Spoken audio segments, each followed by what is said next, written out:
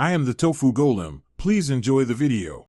In this video, I will explain how to frame sentences in English while speaking. We'll begin by understanding the fundamental components of a sentence.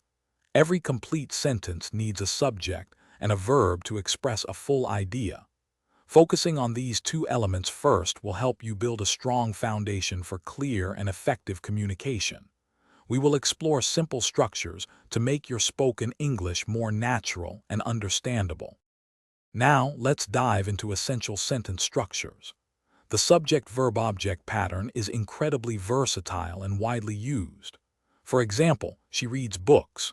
To enrich your sentences, incorporate adjectives to describe nouns and adverbs to modify verbs. You can also link two related ideas smoothly using conjunctions such as and or, but creating more complex yet understandable statements. To make your spoken English more engaging, let's explore ways to expand your sentences. Prepositional phrases, like in the morning or at the office, offer crucial context about time or location.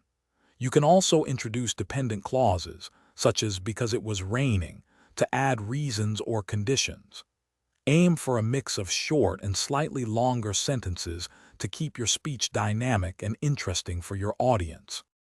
Consistent practice is key to improving your sentence framing and overall fluency. Dedicate at least 15 minutes each day to speaking English aloud.